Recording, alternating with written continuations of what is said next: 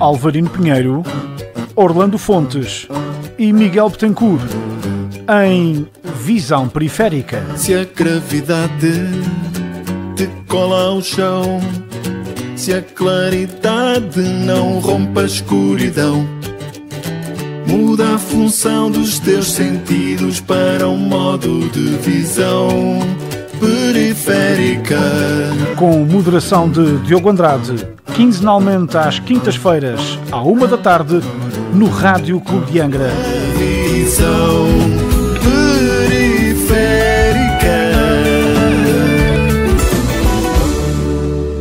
Olá, muito boa tarde, seja bem-vindo à primeira edição de 2025 do Visão Periférica. Antes de já cumprimentar todos os nossos ouvintes e também o excelentíssimo painel que eu tenho aqui à minha frente, aos três, muito boa tarde, bom ano para os três. Boa tarde. Boa tarde. Vamos, nada como começarmos animados. Vamos começar este programa e o ano a falar de dois temas da atualidade, um nacional e outro internacional, e começaríamos pelo nacional, e aviso já que o ano passado, em 2024, comecei pelo Alvarino, este ano vou fazer o inverso e começar pelo Orlando, já se sabe. Vamos falar do caso das malas do deputado açoriano eleito pelo Chega, Miguel Arruda, que a semana passada foi constituído arguido por, alegadamente, levar malas dos tapetes dos aeroportos de Ponta Delgada e Lisboa para casa e depois revender aquilo que encontrava numa plataforma. Antes de mais, e sem alargar muito o tema, porque ele certamente terá desenvolvimento ao longo do programa, eu perguntaria ao Orlando como foi abrir o noticiário ou ligar a rádio e deparar com algo deste tipo. Um deputado da Assembleia da República que alegadamente tira malas dos tapetes dos aeroportos. Bem, boa tarde a todos, boa tarde aos nossos ouvintes, boa tarde aos colegas de painel, Diogo. A mim já nada me surpreende, não é? No século XXI já nada me surpreende e, portanto, então quem consulta as redes sociais diariamente vê e ouve as coisas mais estapafúrdias que se calhar sempre existiram, mas que nós não tínhamos acesso a elas, nem havia essa divulgação cá hoje em dia. E, portanto, isto pegou como o fogo na Califórnia, portanto, pegou de tal maneira que não se fala de mais nada senão do deputado que alegadamente terá colecionado malas na sua residência em Lisboa e em Ponta Delgada, que alegadamente. A mim também já me aconteceu, por engano, também pegarem malas. As malas são muito parecidas, não há malas que são, não é? Compramos as malas provavelmente quase todos no mesmo sítio, portanto as marcas, elas repetem-se, os modelos, as cores, vemos N estratégias para que se diferenciem umas das outras, portanto provavelmente ele terá confundido uma mala que se calhar é parecida com a dele. Também já foi o meu caso, já transportei malas mais pequenas dentro de uma maior. Isto não deixa de ser caricato, porque depois junta-se as declarações que ele próprio fez, não é? Às portas, ou no terreno, que eventualmente será um dia o novo estabelecimento prisional de Ponta Delgada, junta-se esse tipo de declarações e outras, não é? Que se fazem de boca cheia, enfim, a chamar toda a gente de corrupta e de ladrões e tudo mais. E, portanto, não deixa de ser caricato que alguém tenha essa postura e depois é apanhado, ou alegadamente, por engano, ou com consciência disso, neste tipo de situações. O pertinente da questão aqui, acho que tem a ver, independentemente daquilo que terá sido feito ou não, isso irá para, enfim, será esclarecido pelo Tribunal. Aqui acho que o mais relevante é que nós teremos que pagar um deputado nacional, não é? Portanto, sairá do erário público, um deputado independente que supostamente tem direito agora uns milhares de euros para ter cerca de 5 mil. 5 mil, não é? Para ter assessoria, para ter um gabinete, tudo mais. Enquanto ele se, enfim, recupera de baixa psicológica, não é? Alegadamente também, em São Miguel, até que se esclareçam as coisas. E ainda mais relevante é que o próprio partido, não é, pelo qual ele foi eleito, acabou de expulsá-lo, enfim, e até ameaçar. Enfim, nem o querem sentado ao pé da bancada parlamentar. Aliás, o líder parlamentar do Chega na Assembleia da República disse que não se responsabilizava para aquilo que pudesse vir a acontecer. Portanto, enfim, tudo bons rapazes, tudo gente, enfim, que nós queremos por perto. Enfim, o líder regional quer processar a comunicação social. Quer processar a comunicação social, enfim, porque isto é conluio, não é? Contra o Chega e contra o deputado da Assembleia da República, e portanto os jornalistas têm que ser responsabilizados e condenados por meterem cá para fora notícias. Enfim, parece-me que a notícia é baseada naquilo que as instituições ou que judiciais puseram a circular, portanto não me parece que tenham sido os jornalistas a inventar esta história. E portanto, como muitos outros casos em que o segredo de justiça não passa de uma coisa escrita num papel, em que depois começam-se a saber pormenores, dependendo de cada um dos intervenientes, aquilo que lhes agrada mais é divulgado na comunicação social, e portanto os jornalistas têm apenas acesso àquilo que os diversos atores do sistema judicial normalmente põem cá para fora. E portanto parece-me que é uma reação extemporânea de alguém que se sentiu, enfim, abalado porque terá sido uma escolha pessoal e portanto tentou de alguma maneira intimidar, parece-me, para que as coisas não se fossem divulgadas, enfim. E este tipo de situações não é só portuguesa, não é? Infelizmente, acho que o mundo hoje em dia está cada vez mais um pouco assim. E portanto, inclusive, e agora passando um bocadinho para o outro lado do Atlântico, inclusive temos as redes sociais, não é? Os fact-checks deixaram de existir, não é? Enfim, inclusive a Meta, mais precisamente o Facebook, deixará de haver fact-checks. Portanto, vale tudo, menos arrancar olhos, porque é nas redes sociais. E portanto estamos um pouco assim, quer dizer, nós hoje em dia temos muito cuidado com a nossa fonte de informação, porque nós somos bombardeados com uma data de coisas, neste caso em particular também, e portanto distinguir aquilo que é real daquilo que é acessório é muito difícil, porque não temos acesso, enfim, ao inquérito nem à parte oficial da questão, e portanto tem-se brincado muito com a situação, mas não deixa de ser... eu ponho no lugar, portanto, uma pessoa que caia numa situação destas, não é? Não deixa de ser também um bocadinho perturbante, porque de hoje à amanhã podemos lança-se um boato sobre qualquer coisa, não é? É um boato, não é? Aparentemente não. Mas eu digo, é as redes sociais, ou seja, este fenómeno das redes sociais em que basta uma palavra cair, não é? Basta alguém acender a ignição, não é? Ligar a ignição e isto espalha-se como fogo em Deixa-me só dar aqui um pequeno dado. Num dos programas da SIC que brinca com o tema que dá o domingo à noite, metade do programa foi a falar deste caso de Miguel Arruda.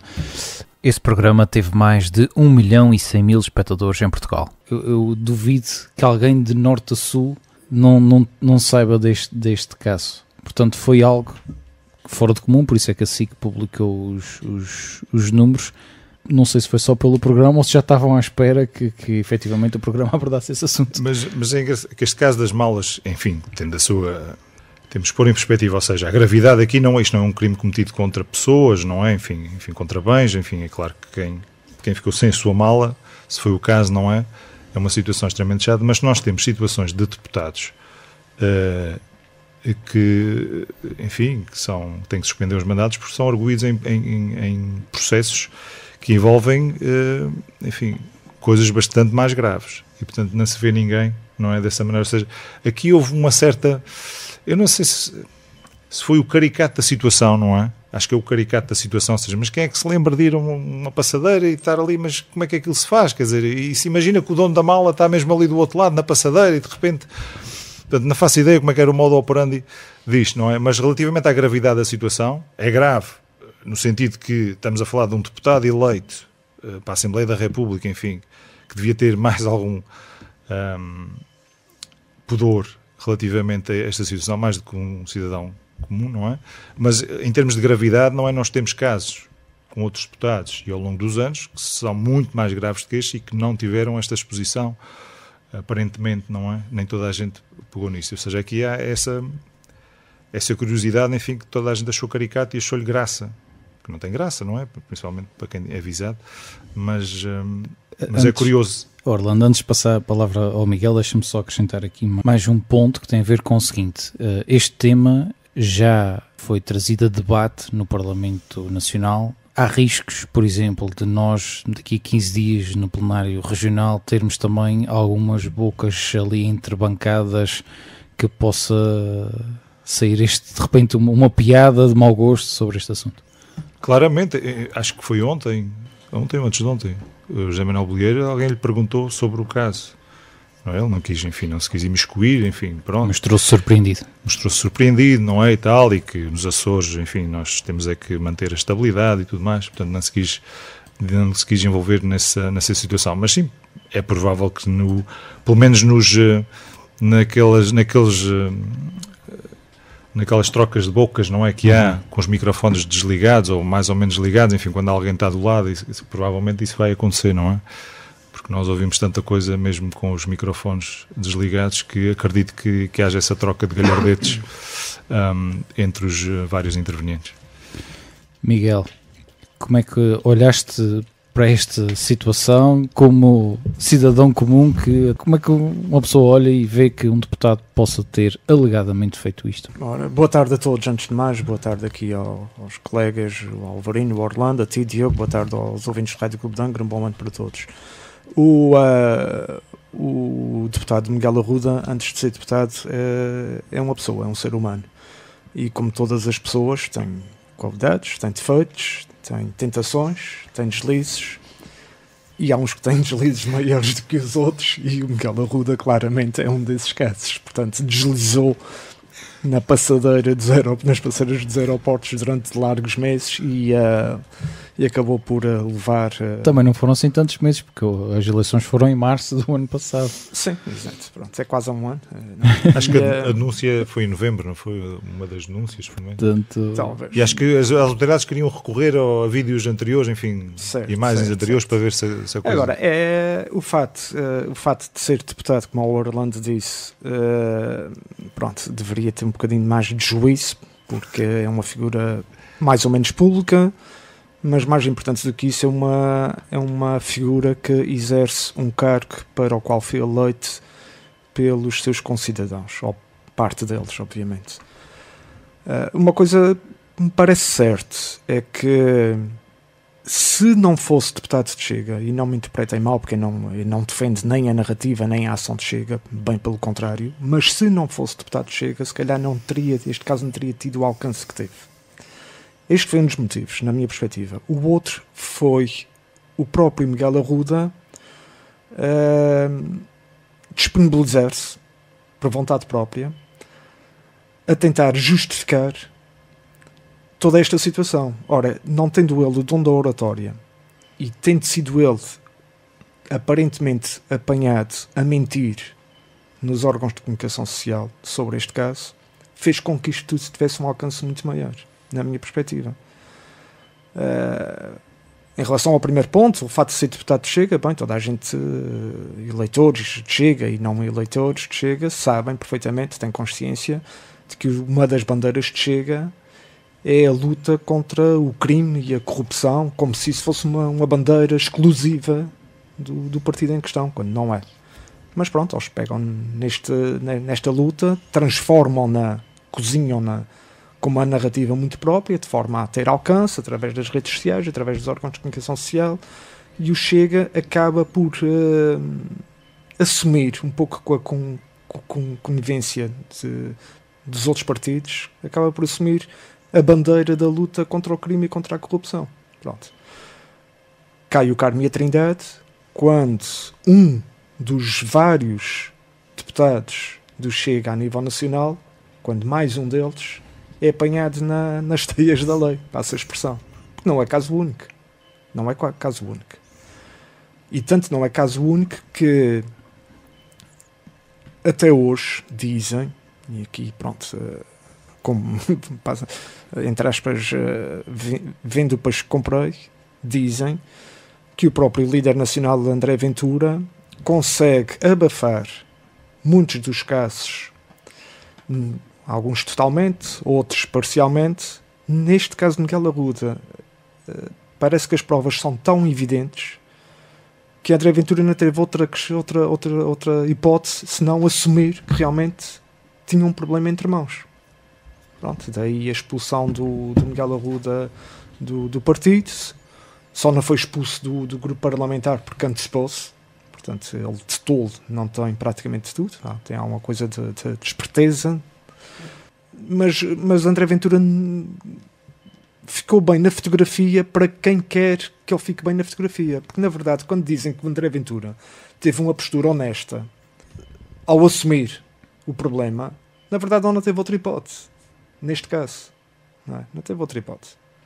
E pronto, Mas ele perdeu um deputado e dava-lhe jeito esse deputado. Sim, perdeu um deputado, e os Açores, como disse o José Pacheco, o líder regional, perdeu um deputado açoriano na Assembleia da República. Do partido dele, porque o deputado dele continua lá. Sim, do Chega. Mas eu não tenho grandes dúvidas que Miguel Arruda, na condição de deputado não inscrito, independente, Exato. Neste aspecto até suja um pouco o nome de independente. Eu não tenho grandes dúvidas que ele, a continuar com as funções de deputado na Assembleia da República, o votará ao lado do Chega. Enfim, caso não o faça, só mostra que, além dos problemas que ele já tem em cima das costas, terá um outro, que é a falta de coluna cervical, não é? Falta de honestidade política, digamos assim. Achas que esse problema pode afetar o nosso Parlamento também, já que o Chega é a terceira força política com mais deputados no nosso Parlamento? Este problema daqui a 6 meses ninguém fala dele. Muito antes disso. Daqui a 6 meses pouca gente se lembra dele, a não ser que isto vá a julgamento, daqui a algum tempo, e volta e há uma notícia aqui e acolá, assim, uma coisa, pronto. Isto é tal coisa, Orlando. São as redes sociais, exponenciam tudo, e pelos motivos que eu já expliquei, este caso acabou por ter uma dimensão que noutras circunstâncias, a meu ver, passaria ao lado, ou pelo menos não teria a dimensão que está a ter. Mas pronto, quer dizer, nós olhamos para o debate, isto já para terminar esta intervenção, nós olhamos para o debate na Assembleia da República, também a nível das Açores, mas na Assembleia da República, e a postura da bancada parlamentar, do grupo parlamentar do Chega, é uma postura, enfim, que não honra a Casa da República. É claro que há pessoas com defeitos e com virtudes em todas as bancadas, em todos os grupos parlamentares, mas pelo menos, seja uma postura cínica ou não, sabem estar. No caso do Chega, não conseguem. Portanto, tudo isto somado faz com que este caso tenha tenha esta dimensão, enfim. Daí também as declarações de Pedro Pinto, do líder parlamentar, ao afirmar que não se responsabilizaria pelo que pudesse acontecer. O que é que ele quis dizer concretamente? Quer dizer, ia haver ali uma cena de pugilismo, era isto? Enfim, o que era? Iam chamar nomes se calhar uns aos outros. Não, ele inclusive disse que a discussão não tinha sido pacífica, não é? A própria discussão dentro do grupo parlamentar não tinha sido pacífica. Não foi pacífico, e depois faz-lhe de certa maneira faz nós olhamos para ali uma ameaça velada. E é tudo eu acho que o grande problema é que os portugueses não estavam habituados a ver o Parlamento funcionar em parte daquela maneira, e infelizmente agora começam-se a habituar, mas pronto, é o que é. Alvarino, teu ponto de vista também sobre este tema que, como também já referimos aqui, literalmente virou comédia pelo país todo. Olha, muito boa tarde a quem nos ouve no Rádio Clube de Angra, e aqui um abraço especial aos meus colegas de programa, e é muito bom estar aqui novamente convosco, aqui em 2025, e um bom ano também a quem nos ouve. Este caso é um caso caricato, não é? E de certa forma um pouco bizarro em relação a, ninguém estava à espera de uma situação destas. Eu acho que aqui o Miguel e o Orlando explicaram muito bem. A primeira coisa que me ocorre quando penso neste caso é começar-me a rir. Alegadamente. Alegadamente. Certo, estamos aqui a falar de... Pronto, do que sabemos até agora sabemos, também. Não é? Partimos do princípio que alguma coisa de verdade estará por trás desta acusação, não é? Não, também não faz razão para que não exista. Haver provas concretas, neste caso até parece que existem filmagens, embora o deputado do Chega diz que até pode ser que apareça, mas se aparecer, isso é fruto da inteligência artificial. Portanto, eu acho que depois de uma declaração destas, pouco mais haverá a dizer, não é? Há duas formas de olhar para este problema. Acho que há uma forma, digamos, de brincadeira, e essa parte parece ser acho que é a grande maioria que está a levar por esse lado. E cativante, porque pronto, é uma coisa impensável. E depois há uma parte séria de tentar olhar para isto, uma parte séria, e isso é mais preocupante. Quando nós temos a noção de que uma pessoa que tem este tipo de declarações, tem um discurso destes tão desorganizado, tão, não é, pouco sério, pouco ligado à realidade, um discurso assim um bocadinho incompreensível, foi eleito da forma que foi pelos açorianos, pelo Chega. E pronto, o Chega tem estas bandeiras que tanto apregoa, mas todos nós sabemos que na prática isso não é a realidade, e portanto o Chega tem nas suas fileiras também pessoas, seres humanos, que também estão sujeitos a poderem cometer crimes, não é? E serem acusados disso. Portanto, é um bocadinho preocupante nesse sentido, e ver também a forma como o Chega Açores se posicionou em alguns momentos em relação a esta situação. Também é preocupante. O Chega a nível nacional, eu acho que foi fácil, foi a única saída que eles tinham, foi escorraçá-lo, não é? E colocá-lo assim à parte. Mas eles queriam tirá-lo completamente e substituir por outro deputado. Certo, mas isso não é possível, não é? Portanto, aí se calhar o próprio deputado é que não, eu penso que não isso tem terá... que partir do deputado, e não sei até que ponto a Assembleia tem poderes para o fazer, penso que sim. Mas em primeira instância penso que tem que partir do próprio deputado. Deve ter que haver razões muito concretas, por exemplo, alguma questão que ele seja condenado, ou coisa assim, ou ele tem um pingo de consciência. Sim, eu acho que eu sinceramente eu acho que este deputado não terá condições para continuar. Eu penso que isto vai terminar mal. Vai terminar mal, porque a situação é demasiado chocante, e a forma como a comunicação social e as redes sociais trataram isto eu acho que a pressão é tão grande que ele nunca vai poder voltar a exercer as suas funções como deputado de uma maneira, pelo menos, normal, não é? E pronto, e o que é que se pode dizer mais acerca disto? Pronto, é o que é. Quer dizer, é uma coisa impensável, que dá vontade de rir, que é uma coisa doentia, que é um crime, não é um crime, pronto, não é só tão um banco, não é? Mas é um crime que foi cometido, perpetuado ao longo do tempo. O facto de ele não ter desviado milhões, não é? Como já aconteceu no passado e vimos noutros casos, levou também, portanto, não foi levado tão a sério, e por isso as pessoas brincam tanto com isto? Eu acho que é o cenário todo, quer dizer, é uma coisa que é impensável, bizarra, caricata, que não faz sentido, não é? Por isso é que, pronto, lá está, a pessoa fez isso, não foi para enriquecer. Não é? Parece uma coisa até ligada aqui a uma certa obsessão, uma certa...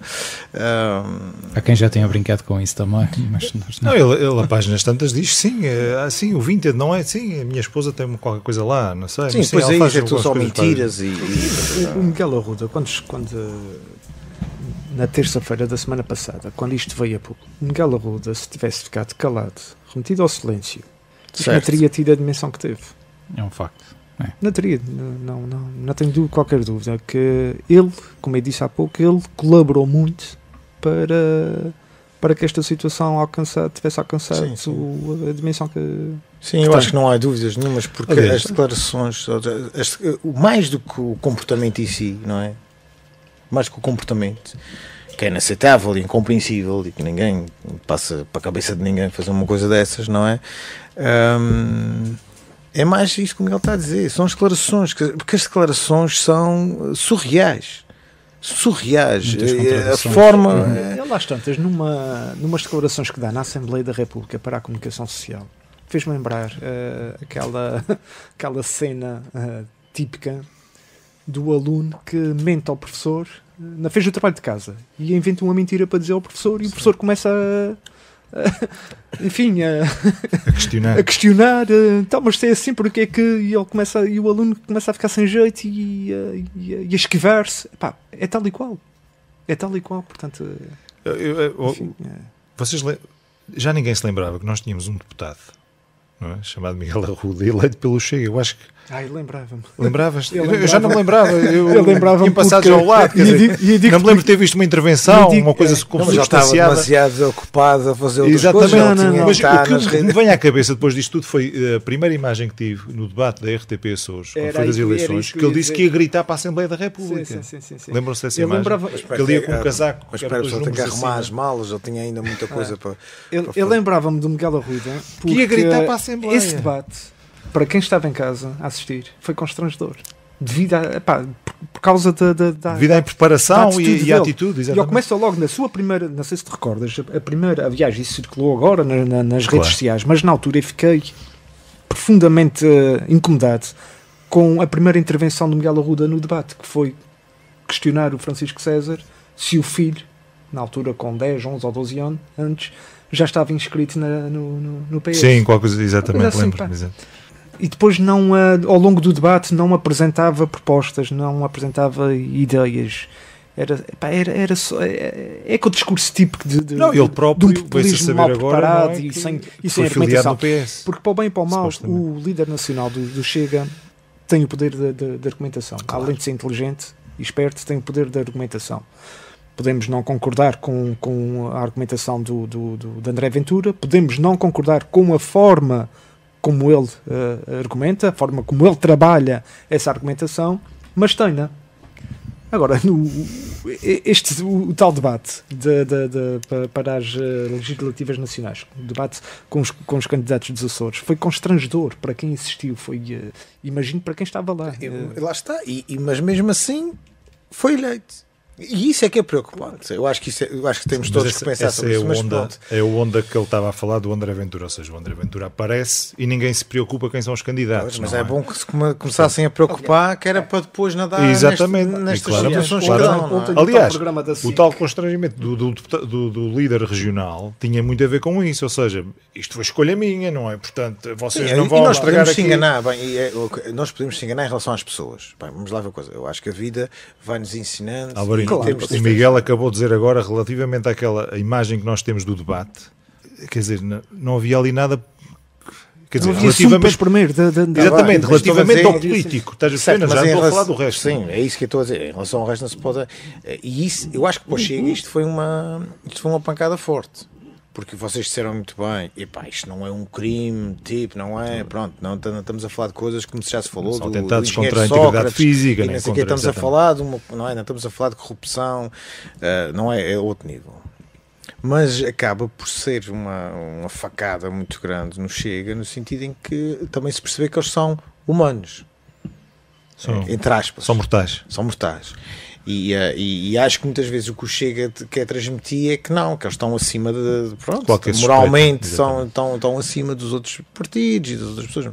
E eu acho que isto foi importante, e o que o Miguel dizia, a maneira como eles se relacionaram na Assembleia da República, as ameaças à integridade física, este tipo de postura. Pronto, eu acho que isto tem que também ter algum impacto nos cidadãos, nos votantes, nas pessoas. Também tem que ter. Acho que deve ter algum impacto. Pronto, não pode ser qualquer pessoa que pode ser deputado. Eu acho que o Chega cresceu tão rapidamente, que às 2 por 3 tem lá pessoas na sua, legitimamente eleitos, mas que... Qual é o background deles? Quais são o background? Qual é a história deles? Pessoal, estamos a dizer a nível político, a nível pessoal. O tal programa da SIC, onde este assunto foi falado durante cerca de 20 ou 30 minutos. A páginas tantas, a produção, o apresentador, o programa, mostram na imagem uma página do site do website, isto à vontade de rir, não tem piada Procuram-se nenhuma, candidatos. do website de Chega, em que qualquer cidadão pode preencher um formulário para candidatar-se a ser candidato nas eleições autárquicas. Está lá. Quando chegarem a casa, vão lá e vocês podem autopropor-se ao Chega para serem candidatos à Câmara Municipal do vosso concelho. Pronto. Pronto, aquilo certamente depois passa, enfim, por uma filtragem. Ou não? Há de aparecer muitas pessoas, enfim, que realmente são sérias e têm um percurso de vida que o demonstra. É o que é. É o que é. Eu acho que este tema é muito complexo, sinceramente. Esta questão dá que pensar. Dá que pensar. Então vamos passar ao próximo tema então. Encerramos por aqui este tema, que possivelmente haverá mais Isto até desenvolvimento. pode estar relacionado noutros. com a privatização do handling da SATA. Ninguém sabe. Do... Handling da SATA. Pode estar sim, relacionado, pode ter sido aqui. podemos isto- dissecar não, essa isto- possibilidade. Certo. Não, é muito chato a pessoa chegar a um destino e não ter a sua mala. Isso é muito chato. Já me aconteceu, E depois, não foi por roubo, não é? já E me nunca aconteceu. chegar a aparecer. E a mala nunca a aparecer. E ninguém percebeu onde é que a mala está. Não é? Isso é uma situação... Esperemos Sabes que aqui abriu-se um precedente que agora as pessoas vão começar, quando desaparecer a mala, vão ao Vinted tentar perceber se aparece lá roupa parecida. ao Vinted e outras plataformas. Esperemos que as mas, companhias tenham sido gentis com as pessoas que perderam as malas e tenham devolvido qualquer coisa. O Alvarino há bocado disse uma coisa importante, que é: há duas formas de olhar para isto. Se há olhar para isto de uma forma mais leve, brincar um pouco com a história, e uma forma mais séria. E a forma mais séria é que, independentemente do grau do crime que é cometido, seja um homicídio, seja um roubo de malas, há valores e há regras da vida em sociedade que têm de ser respeitadas. Pronto. E o roubo é uma delas, é uma das regras. Epá, não, pronto, a gente sabe, Certo. pronto. Enfim, há roubos todos os dias, em todo o lado. Claro. Agora, alguém que está na Casa da Democracia, em representação de concidadãos, não pode voltar para lá, de forma alguma, nesta condição, não. E que defende com dentes cerrados, exatamente o contrário, não é? Portanto, até recordo das primeiras intervenções de campanha, que era falar sobre a cadeia de Ponta Delgada. Portanto, com as costas lá dentro, não é? Era exatamente esse termo, é verdade, nem me lembrava, mas era exatamente esse termo, portanto, pronto. Sim, isso também, à velocidade que a justiça funciona em Portugal, com alguma sorte. Mas o que é que vai acontecer primeiro? É a cadeia estar construída ou ele ser condenado caso seja culpado? Porque até agora há sempre a presunção de inocência, não é? Certo, Posso? sim, estamos todos aqui a partir só das notícias que vêm a público, não é? Sim, sim, e a grande maioria delas, notícias nacionais, obviamente, que nós temos acompanhado grande parte deste caso através... Que este caso chegou ao Guardian. Há lá uma reportagem qualquer no Ah, Guardian. Alguém me provável. disse isto. Não confirmei. Isto para os Açores é uma outra coisa. Só. Isto para os Açores também é uma coisa chata. Tem que se dizer que é uma coisa chata. Porque, também nunca ninguém se lembra de nós. Exatamente, para não há nada. desgraça. Acontece tanta coisa nos Açores, eles nunca se lembram de nada disso. Só se lembram disso é quando há assim uma desgraça, não é? Tinha logo que ser também um deputado dos Açores. Também, os Açores. Qual era a probabilidade? Podia também ser um Também, deputado de um posso- Açores No meio, qualquer. no meio de Alvarino 50. tinha que ser meio de aos 5, Açores ou da Madeira para viajar tanto. Não, mas também há malas nos comboios. É um facto. Também é, se calhar, um otário a dizer. Também malas, é não deixe explorar. ideias. Há malas Não na deixe Assembleia ideias. da República. Mas aí não dá tanto jeito. Não dá para vender na Vinted. Podemos passar aqui ao nosso tema internacional. Vamos abordar aqui alguns aspectos que se desenvolveram também nos últimos dias naquilo que toca ao conflito entre Israel e Gaza. Portanto, um conflito que começou a 7 de outubro de 2023 e que agora, com a chegada de Trump a presidente dos Estados Unidos, parece que há um cessar-fogo. Orlando, qual é o teu ponto de vista sobre esta matéria? A gente já tinha antecipado algumas coisas deste estilo num dos últimos programas. Eu já tinha prometido que se as coisas não se resolvessem, não era até ele tomar posse, que iam chover muitas bombas e muitos mísseis em Gaza. Estes conflitos, quer dizer, nós que vemos isto à distância, não é? Isto são conflitos, enfim, com dezenas de anos, não é? Desde que o Estado de Israel, enfim, com mais ou menos intensidade ao longo dos anos, houve sempre situações semelhantes, tanto de um lado como do outro. Esta foi o expoente máximo, enfim, pelo menos por parte do Hamas, não é? Relativamente a Israel, enfim, entrar no coração de Israel, raptar já não me lembro exatamente o número de pessoas, não é? Para além das pessoas que foram mortas naquele dia.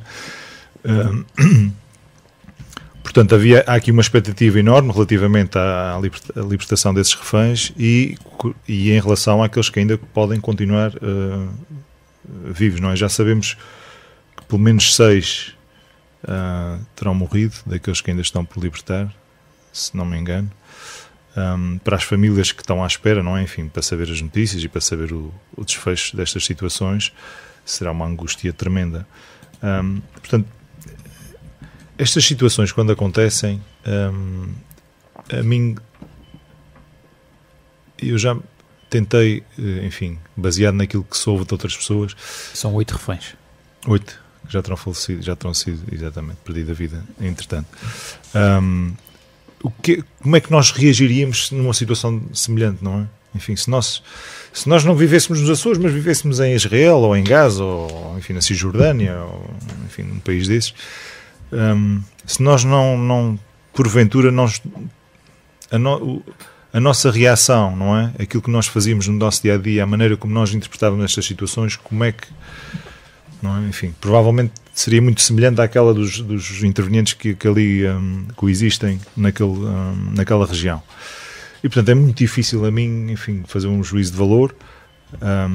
Enfim, estamos a falar de uma organização terrorista, estamos a falar de... Claro que Israel retaliou. Enfim, há quem diga, inclusive, que Netanyahu terá tido alguma informação preliminar relativamente a um determinado tipo de ataque que estava previsto, enfim, terá sido informado sobre essa situação. Sabemos também que Netanyahu está sob a alçada da justiça israelita e, portanto, isto hoje em dia, as teorias da conspiração existem para todos os gostos e, portanto, nós, lá está, falámos há bocadinho da questão da informação. Uma coisa é certa, desculpei, já continuas, uma coisa é certa, Benjamin Netanyahu teve naquele ataque do Hamas um pretexto que esperava. Claro. Aliás, já se conhecia para fazer o que fez de posturas anteriores, não é? Com a expansão dos colonatos e tudo mais, e portanto já sabemos que Netanyahu estava sedento por... lá está, são as tais coisas que nós sabemos que o Hamas, enfim, instalou-se em Gaza. A autoridade palestiniana foi de alguma maneira deslocada para a Cisjordânia, não é? Portanto, a Hamas, com o apoio do Irão, foi tomando conta daquela área e, portanto, ao longo dos anos nós temos visto com a quantidade de túneis que são destruídos, enfim, quase todas as semanas são encontrados e, portanto, centenas ou dezenas de quilómetros de túneis que vão sendo destruídos. A mesma coisa tem acontecido com o Hezbollah no Líbano e, portanto, aquela organização foi-se preparando, não é, para um outro tipo de guerra que um dia viria. Fazendo fé naquilo que são os serviços de informação israelitas, da Mossad, enfim, é muito estranho que uma situação daquelas se tenha desenvolvido, não é? Num determinado dia, num festival que aconteceu perto da fronteira, e a reação foi muito tardia por parte de Israel, não é? Permitiu uma data de coisas que pensávamos que seriam impossíveis, enfim, com torres de vigia que eram destruídas, com tanques que foram destruídos, portanto, completamente o Estado de Israel foi apanhado desprevenido ou intencionalmente. Isso proporcionou-se, não é? Portanto, isso é uma coisa que nós... Certo, mas isso também o tempo se calhar vai direto. Parece, pronto, tudo é poderá ter havido alguma, enfim, negligência na informação recolhida, não é? Na análise da informação. Provavelmente, inclusive, os israelenses, isto nunca será possível, enfim, nós tivemos, inclusive, nunca terão coragem. Parapentes, não é? Motorizados, não é? Que atravessaram, enfim, que foram até ao festival e, portanto, entraram... Sim, houve uma falha... Quer dizer, uma coisa, não é? Segurança, quer dizer, isso é evidente, não é? Quer dizer, alguma coisa... E até hoje, provavelmente os israelitas já têm essa informação, mas até hoje acho que não foi difundida realmente o que é que falhou. Realmente, porque é que aquilo se proporcionou e como é que os israelitas não conseguiram prever ou pelo menos ter uma reação mais rápida ao sucedido. Isso é uma catástrofe. E portanto tivemos ali um povo que foi, mas uma organização que se preparou para aquele dia em específico, não é?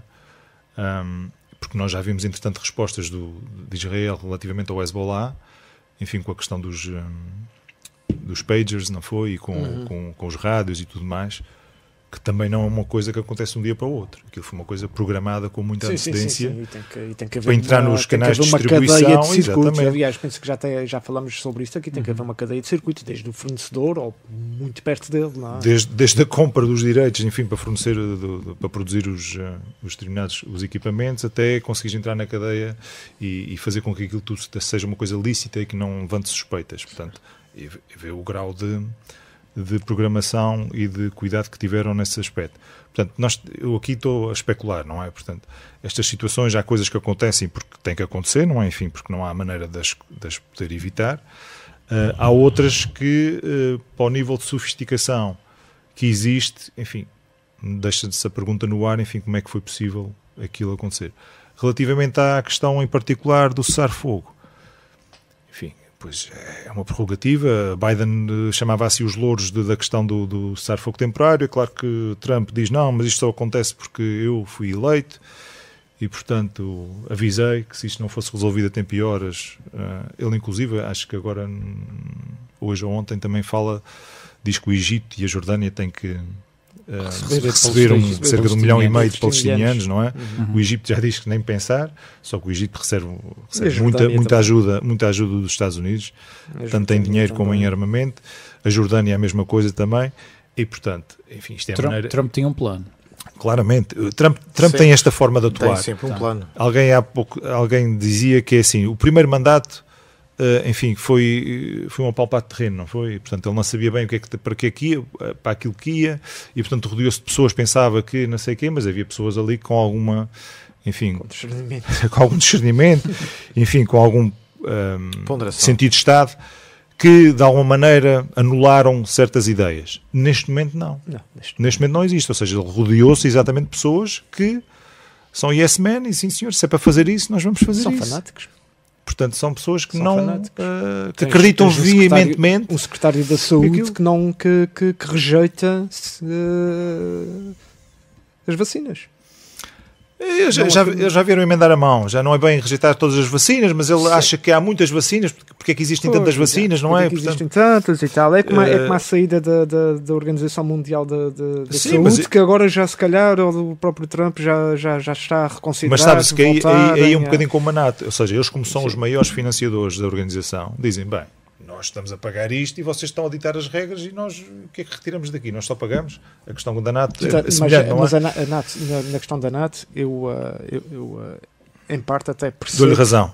Percebo a perspectiva da administração, da atual administração e do Trump, porque, segundo as informações que chegam a nós, os Estados Unidos contribuem anualmente com 700 e qualquer coisa mil milhões de dólares sozinhos, enquanto que todos os outros Estados-membros contribuem anualmente juntos com pouco mais de 300 mil milhões de dólares. Portanto, agora... mas isto não deve haver, assim, os Estados Unidos são produtores de armas, não é? Claro, e estamos a falar de uma economia muito forte, não se pode comparar com Portugal, por exemplo.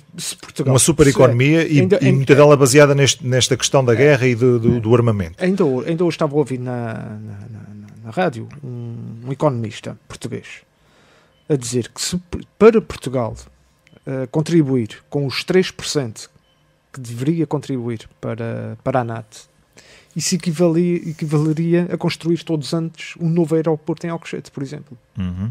Portanto, financeiramente, economicamente, seria a falência do país. Nem chegava ao ponto de falência. Quer dizer, não tem hipóteses. Portanto, é preciso olhar para a narrativa dos Estados Unidos, de Trump, concretamente. Tem razão naquilo que diz, mas temos que olhar para a realidade de todos os outros países. Há países que em dimensão são semelhantes ou menores, que é o caso da Estónia e da Lituânia, que supostamente concordam com a questão dos 5%.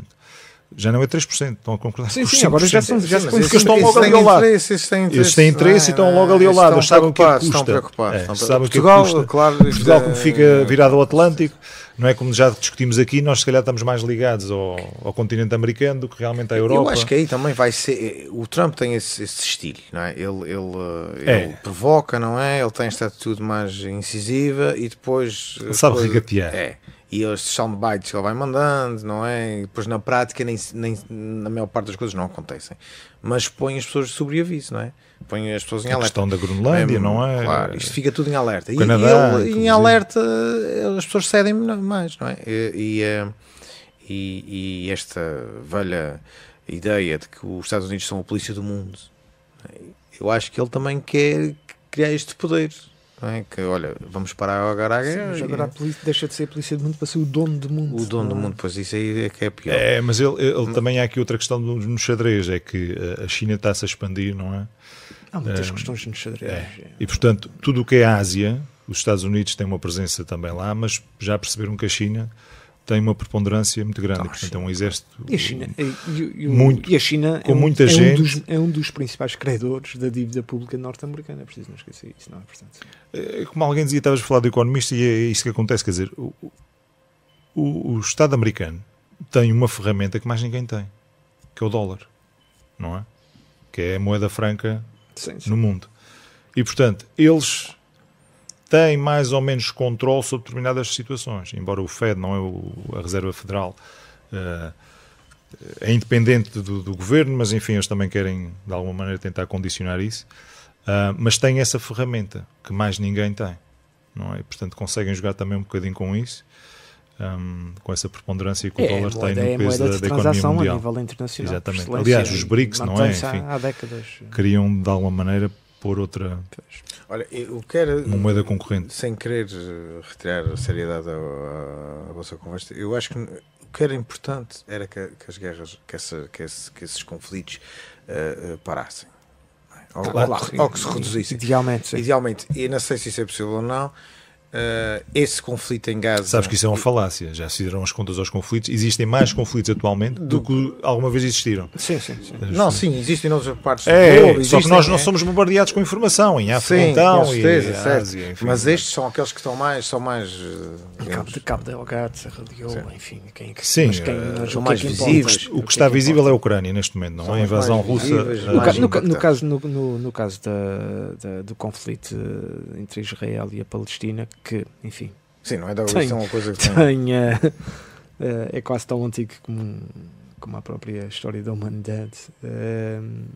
Eu não acredito, sinceramente, isto mais uma vez apenas com base nas informações que nos chegam pela comunicação social e pela história deste conflito, eu não acredito que este cessar-fogo, se alguma vez acontecer mesmo, porque foi anunciado, há uma troca de reféns israelitas por prisioneiros palestinianos, mas se acontecer mesmo o cessar-fogo, que não não seria a primeira vez. Sim, é isso não que seria eu ia dizer. Já passou algumas fases de calmia. É prazo, é claro. É prazo. Portanto, essa coisa já não era mau. Já não era mau, porque aqui umas tréguas durante algum tempo. Coisa, e a faixa de Gaza está destruída. Está destruída, completamente destruída. Horrível. O que aconteceu ali, sem tirar a importância do que aconteceu no festival com o ataque do Hamas, que nunca deveria ter ocorrido. Enfim, entrar por lá dentro e assassinar. Terrorismo. É terrorismo, assassinar pessoas inocentes. Ainda para mais num contexto daqueles de celebração da vida, enfim. Mas o que aconteceu, o que o Hamas provocou, não tem comparação com o genocídio que foi aplicado sim, na também Palestina. Isso é impensável também o que está a ser feito lá. Sim, mas nós em termos de conflito e guerras não podemos usar aqui se calhar é tudo muito subjetivo. Exatamente. É tudo muito subjetivo. Porque Israel isto já teve uma resposta desproporcional. Já dizia o outro que a morte de um homem é uma tragédia, a morte de 1000 é uma estatística. Exatamente. Está tudo muito certo. Mas as estatísticas normalmente implicam maior número de mortes do que uma tragédia da morte de apenas. E estamos a jogar outra guerra, que é uma guerra que agora. Portanto, há uma questão ideológica de raça na atitude de Benjamin Netanyahu, claramente, desde o início. E pronto, e o mundo assistiu a isto, até que se dá um suposto cessar-fogo, que aparentemente terá acontecido, mas há quem diga que não aconteceu verdadeiramente. vem um ex-presidente norte-americano e um futuro presidente norte-americano puxarem os louros para si. A questão, por exemplo, neste aspecto de quem foi a responsabilidade do cessar-fogo do lado norte-americano, de quem é que deve ficar com o mérito, essa própria discussão, para mim, na sua essência, nem deveria existir. O que interessa é o acordo que fizeram. Mas depois vem a comunicação social norte-americana, que é tanto quase tão má ou pior do que a inglesa. Vem a comunicação social logo dizer, não, mas de quem é o mérito? É deste ou daquele? Pronto, Trump aproveita a boleia e diz, não, o mérito é meu, porque se não tivesse sido eleito, isto não acontecia. E ele tem alguma razão naquilo que diz, custa-me admitir, mas tem, porque ele prometeu o inferno na Palestina, os palestinianos sabem do que é que ele, possivelmente ele era capaz de fazer isso, de levar o inferno para lá. Os próprios palestinos, o Hamas, muito precário nesta fase do conflito a nível de armamento. E depois já a aproximação de Benjamin Netanyahu com Trump. Porque isto, para haver tréguas, tem que haver, para haver um cessar-fogo ou tréguas, tem que haver cedências de ambas as partes. Não é? O Hamas cedeu porque teve medo do que, digo eu, eventualmente teve medo do que eventualmente poderia vir num futuro próximo, além de estar desfalcado a nível de armamento, e Benjamin Netanyahu cedeu porque sabia que Trump seria o presidente dos Estados Unidos nos próximos 4 anos e da relação próxima que eles têm um com o outro, a nível institucional, ideológico. Sim, e Biden mais. De certa maneira foi aos poucos e poucos tentando fazer com que Israel... Claro. E mais uma prova, isto é, mais uma suspeita de que realmente Trump terá tido aqui um papel fundamental através da sua eleição, neste contexto, é o fato do próprio Joe Biden dizer que o acordo que foi assinado era um acordo que estava em cima da mesa já há 4, 5 meses. Sim. Portanto, e só agora é que foi assinado?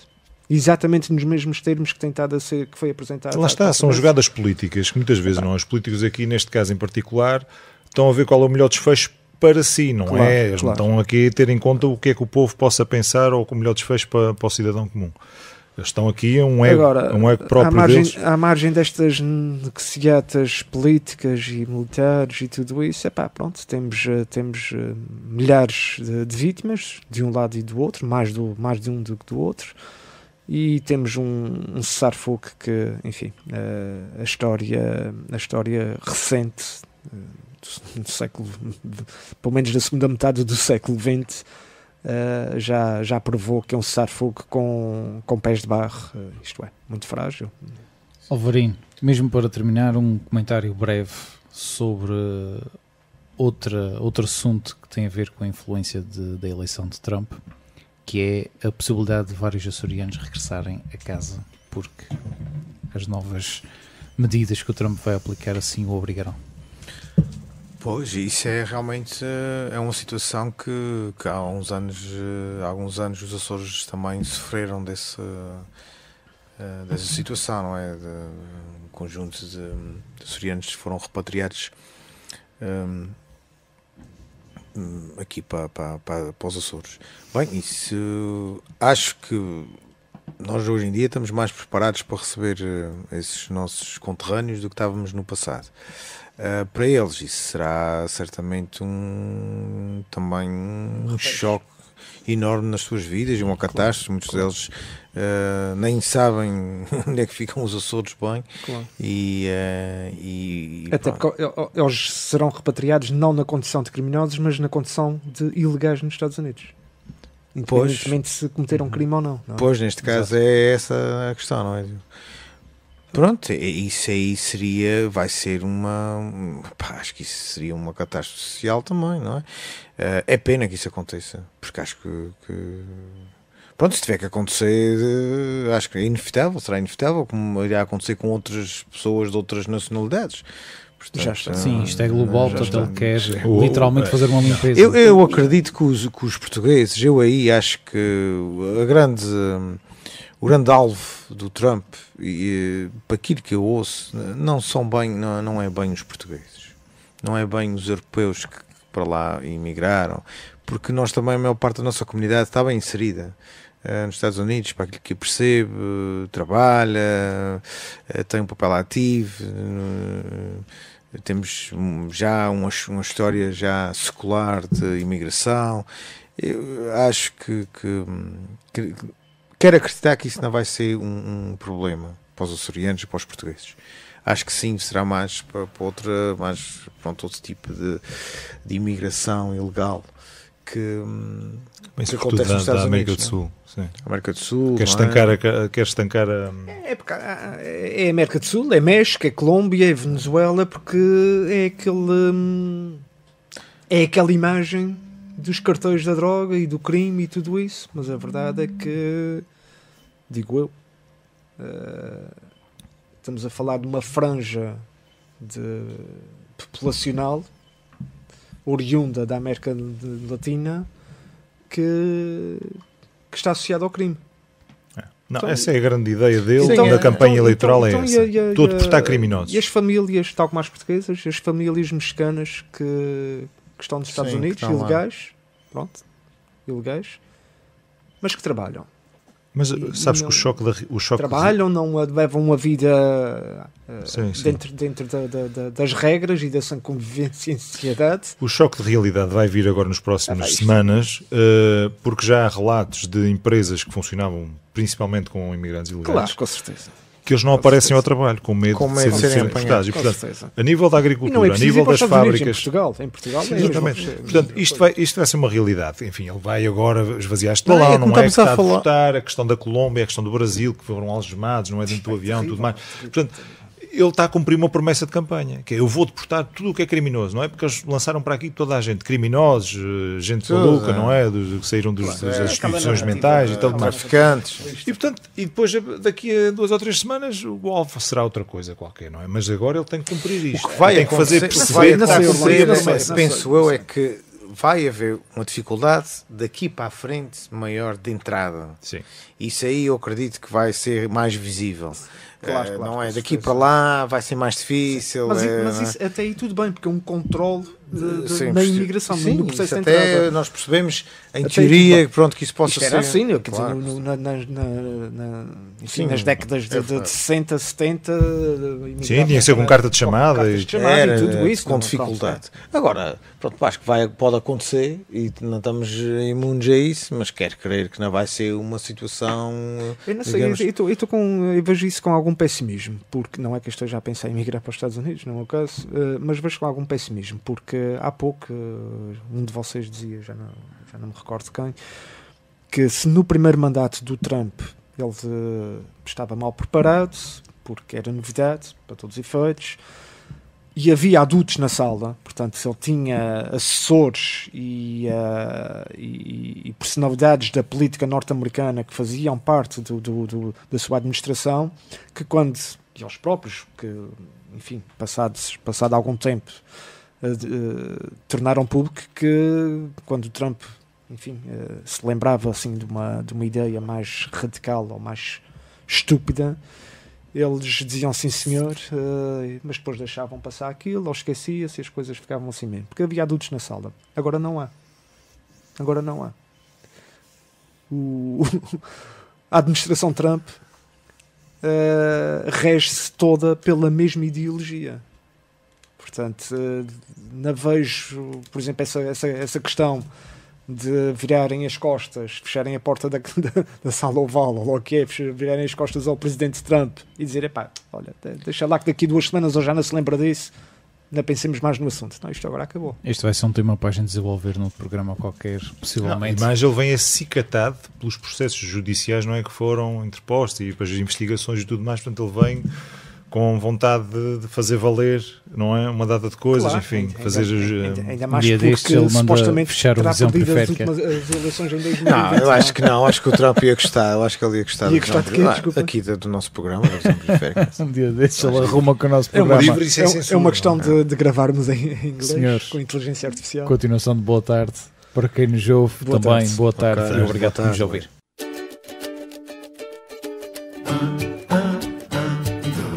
Alvarino Pinheiro, Orlando Fontes e Miguel Betancourt, em Visão Periférica. Se a gravidade te cola ao chão, se a claridade não rompe a escuridão, muda a função dos teus sentidos para um modo de visão periférica.